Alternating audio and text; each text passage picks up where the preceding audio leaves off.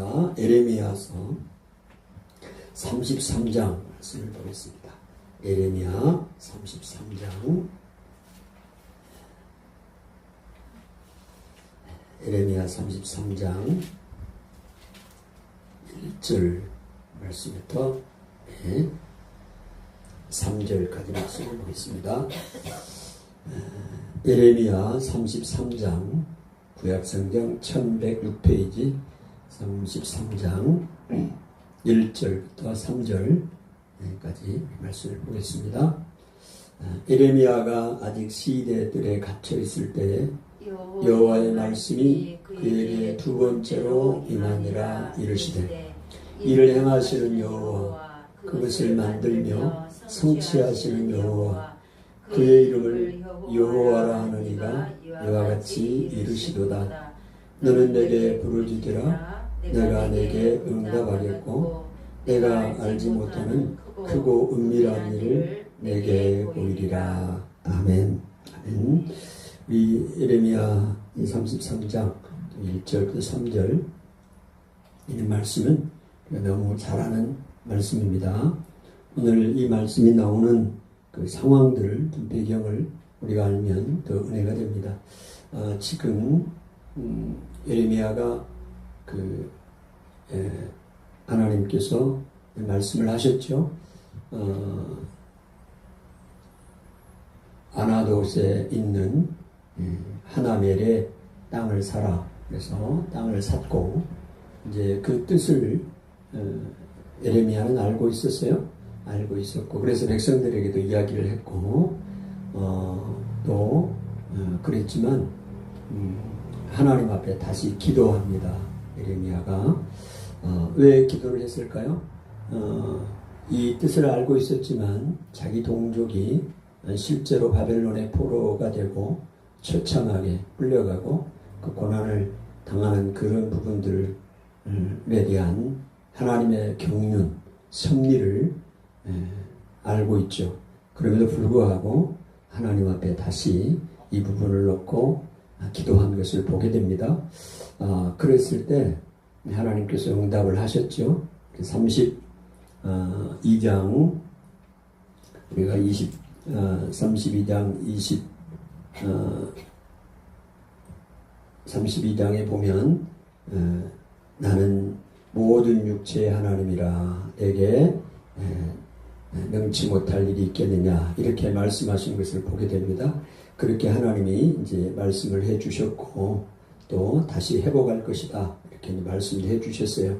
그런 가운데 지금 에레미야가 하나님 앞에 지금 시대들에 갇혀 있는 상황입니다. 에레미야는 지금 자유로운 몸이 아니에요. 그래서 시대들에 지금 시드기야 왕을 통해서 갇혀 있는 상황 가운데 하나님 앞에 기도했고 또 그랬더니 하나님의 말씀이 에레미야에게 임한 거죠.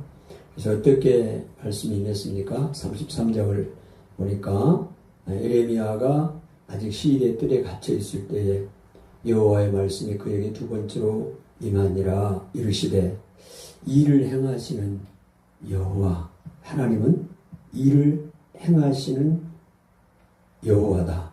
그리고 그것을 만들며 성취하시는 여호와다. 하나님은 일을 만드시는 하나님이셔 보니까 일을 만드셔요. 그래서 일을 만드시고 그 일을 성취해 가시는 하나님이시다. 그런 것을 말씀합니다. 먼저 그걸 말씀하시고 그의 이름을 여호와라 하는 이가 이와 같이 이르시도다. 말씀하여 3절에 너는 내게 부르짖으라. 내가 내게 응답하겠고 내가 알지 못하는 크고 은밀한 일을 너에게 보여주겠다. 약속을 하고 있습니다. 지금 에레미야는 감옥에 갇혀 있는 상황인데 하나님이 이런 말씀을 하십니다. 그래서 하나님 앞에 우리가 지금 내 상황이 어떤 상황이든지 간에 또 하나님 앞에 기도를 해야 된다. 하나님은 일을 행하시는 하나님이시고 그것을 만들며 또 성취하시는 하나님이시고 또 내게 부르짖으면 하나님이 응답하시고 또 너가 알지 못하는 크고 은밀한 일, 놀라운 일, 우리가 상상할 수 없는 일을 하나님이 행하시겠다고 지금 말씀하고 있는 것이죠. 지금 북쪽에 이스라엘은 이미 멸망을 했고 남쪽 유다도 지금 포위가 되어 있는 이제 그런 상황 가운데 곧 멸망할 건데 지금 하나님께서 그 70년 후에 일들을 지금 보여주시는 거 아닙니까? 알 수 없는, 상상할 수 없는 놀라운 일들을 하나님이 보여주시고 있는 것을 보게 됩니다.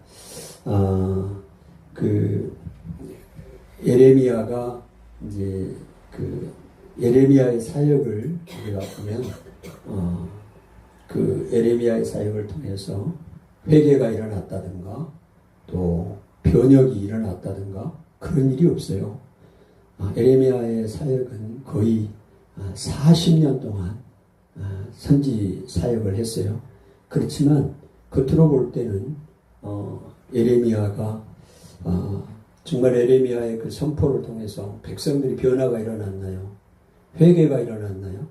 안 일어났어요. 아무것도 일어나지 않았습니다. 그렇다고 예레미야가 실패한 선지자입니까? 아니에요. 오늘 자기에게 맡겨진 그 사명을 충실하게 감당하는 선지자였습니다. 또한 우리 하나님의 나라에는 조연과 주연이 따로 구분이 없어요. 예레미야가 이제 감옥에 갇혀 있을 때, 그 하나님의 입이, 예레미야가 하나님의 입이라면 예레미야의 입과 손이 된 사람이 누구냐? 바룩이에요. 감옥에 갇혀 있을 때 예레미야가 불러준 그 하나님의 말씀, 요시야 왕 이후에 지금 여호와김 시대까지 일어났던 일들을 다 기록하게 하세요. 그전에는 하나님이 말씀으로만 했지만 이번에는 이제 예레미야를 통해서 기록하게 하잖아요. 두루마기로. 그래서 그 두루마기를 기록한 사람이 누구냐면 바룩이에요. 바로 예레미야 입이 된 사람이죠. 그래서 그거를 성전에 들어가서 또 왕궁에 들어가서 이거를 그 왕에게 또 서기관들, 고관들에게, 방백들에게 이야기했던 사람이 바룩이고, 낭독했던 사람도 바룩이고, 또 그거를 알려준 사람도 바룩이었어요. 그러니까 예레미야가 주연이었다면 바룩은 조연입니다. 하나님 나라의 일을 하는 데 있어서 주연이 따로 없습니다. 오늘 우리가 하나님의 일을 감당할 때 내가 꼭 주인공이 되어야만 되는 게 아니에요.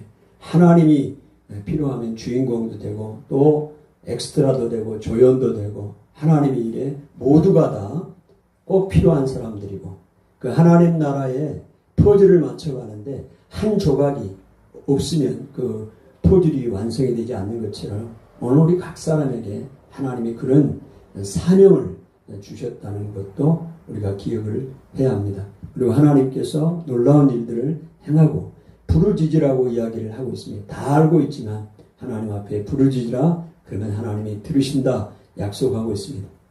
너는 내게 부르짖으라 내가 내게 응답하겠고 어떠한 상황이 있든지 간에 하나님께 부르짖고 또 기도하면 하나님이 응답해 주신다 약속을 하고 있죠.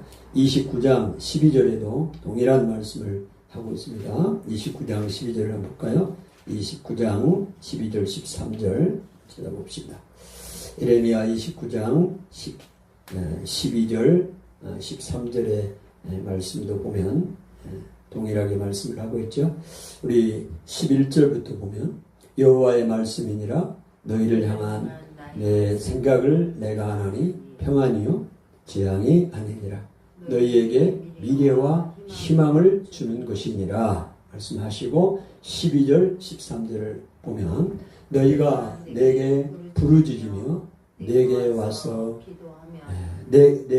기도하면 내가 너희들의 기도를 들을 것이요 너희가 온 마음으로 나를 구하면 나를 찾을 것이요 나를 만나리라 말하고 있습니다. 부르짖으라고 합니다. 너는 내게 부르짖으며 내게 와서 기도하면 부르짖고 하나님 앞에 와서 기도하면 내가 너희들의 기도를 들을 것이요 들어주신다고 약속을 했습니다. 그리고 너희가 온 마음으로 나를 구하면 나를 찾을 것이고 나를 만나리라 말씀을 하고 있습니다. 지금 이런 상황 가운데 있습니다. 그렇지만 이 하나님의 말씀을 듣고도 이 시드기야 왕이나 또 여호와 김 왕들은 어떻게 해요? 말을 안 듣습니다. 끝까지. 우리가 어떻게 보면 요 시드기야 왕 같은 경우 항복하라 그래도 내가 자존심 있지 항복을 안 한다 바벨론에게. 그러면 참 대단한 왕인 것 같이 생각이 들 수도 있어요. 그렇지만 그건 자기의 고집이고 잘못된 신념이에요. 자기 신념이에요. 하나님의 말씀은 그게 아닌데 하나님의 말씀은 항복을 해야 되는 겁니다. 우리가 여기서 바벨론에게 항복을 한다. 이게 어떤 의미가 있을까? 오늘 자기의 죄를 인정하고 십자가를 우리가 수용하는 것처럼 오늘 예수님께서 우리의 죄를 대신해서 십자가에 죽으셨잖아요. 그것처럼 오늘 우리의 죄를 인정하고 지금 이스라엘 유다 백성들은 자기들의 죄 때문에 이 하나님의 심판이 지금 징계가 임했는데 그걸 안 받으려고 해요. 자기의 죄를 인정하지 않으려고 하는 겁니다. 우리의 삶 가운데서도 우리의 죄를 인정하지 않으면 십자가를 수용하지 않으면 구원이 없어요. 그러니까 바벨론에 항복하는 거 그냥 민족적인 입장에서 내가 저 나라에 항복한다 자존심 상한다 이게 아니고 자기의 죄를 인정하는 거예요. 하나님이 오늘 그 이스라엘 백성들 유다의 백성들의 죄 때문에 하나님이 징계를 내는 거 아닙니까? 그러면 그 징계 때문에 바벨론의 포로로 잡혀가는 거예요. 그러면 수용을 해야 되는 거예요. 내가 잘못한 것을 죄인인 것을 인정하고 주님이 십자가에 죽으신 것을 믿고 수용할 때 구원이 임한 것처럼 유다 백성들에게도 항복하지 않는 것이 애국자가 아니라 자기들의 죄를 인정하고 바벨론에 항복하는 것이 자기가 십자가를 우리가 수용한 것처럼 죽는 것입니다. 그래야 구원이 임한 것이죠. 근데 이 시드기야 왕이나 이스라엘 백성은 유다 백성은 그걸 허용하지 않죠. 결국은 그들은 이 비참한 최후를 맞게 되는데요. 오늘 우리 안에서도 우리의 삶의 죄인인 것을 인정하고 내 죄를 인정하고 또 십자가를 받아들이고 수용하고 나갈 때 우리의 삶의 구원도 임하게 된 것을 믿게 됩니다. 오늘 하나님 말씀을 우리가 생각합니다. 하나님은 오늘 예레미야 33장 1절 말씀, 2절 말씀, 3절 말씀처럼 일을 행하시는 여호와입니다. 또 그것을 만들며 성취하시는 여호와입니다. 너는 내게 부르짖으라 내가 내게 응답하겠고 내가 알지 못하는 크고 은밀한 일을 너에게 보이리라 약속했고 너희가 내게 부르짖으며 내게 와서 기도하며 너희들의 기도를 들을 것이요 너희가 온 마음으로 나를 구하면 나를 찾을 것이고 나를 만나리라. 예레미야가 지금 감옥에 있는 상황입니다. 복음 때문에 하나님의 말씀 때문에 하나님의 일 때문에 감옥에 갇혀 있습니다. 생명이 위독하고 위중한 그런 상황 가운데 있습니다. 그럼에도 불구하고 그 시드기야 왕이 다시 와서 다시 한번 자기를 위해서 기도해 달라고 이야기하고 나라를 위해서 기도해 달라고 이야기하지만 아마 그 히스기야 왕 시대에 이사야 선지자가 기도함으로 아수르 군대 사네립의 군대가 18만 5천 명이 죽었던 역사를 생각했을지도 몰라요. 그런 역사를 그런 기적을 기대했을지도 모릅니다. 그러나 에레미야는 오히려 시드기야 왕이 죽을 것이고 바벨론에 항복하는 것이 살 길이라고 자기의 목숨을 내놓고 하나님의 말씀을 선포합니다. 오늘 하나님의 자녀들이 하나님의 말씀에 어긋난 것들은 어긋난 것이라고 잘못된 것이라고 말할 수 있는 용기가 필요합니다. 하나님 그러한 사람이 되게 하시고 또 그런 의인들이 하나님의 사람들이 많이 나타날 수 있도록 하나님이여 은혜를 주시고 오늘 하나님 앞에 기도하라고 말합니다. 주님 부르짖으라고 말합니다. 너희가 내게 와서 기도하고 또 부르짖고 구하면 하나님이 만나주시고 또 찾게 될 것이고 응답해 주시고 우리가 알지 못하는 놀라운 것들을 보이신다고 약속했습니다. 그 약속의 말씀을 붙들고 이 시간 우리 하나님 앞에 기도하겠습니다. 아버지